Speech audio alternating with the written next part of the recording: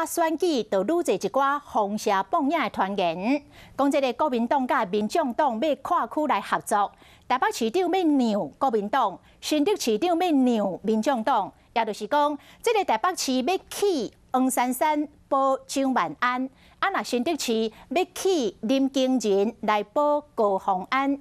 也毋过，候选人本身拢讲这是无影无遮代志。黄珊珊听到这款的这个谣言是真愤慨哦，讲这个选举应该就回到理性甲公共政策的辩论，大家伫遐操作哪力，实在是真无出脱。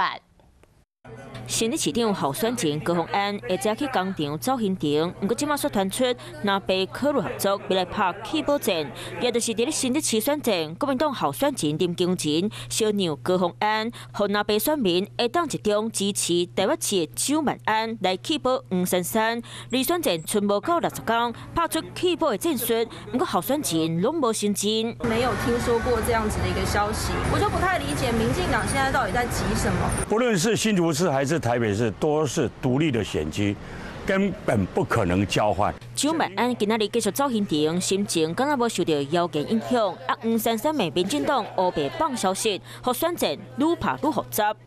我觉得这就是故意的分化嘛。那每一天只想操作蓝绿，就是我说的，真的是很没有出息。这个传闻大家都已经听腻了，持续以不予脚印。 请走基层。选战就要到，紧张，刺激，各定赢拢来出招，若上一条，就等开票就知。有事没事赶紧转开华视，还没有订阅华视的 YouTube 频道吗？赶紧按赞、订阅、开启小铃铛，我们华视 YouTube 见。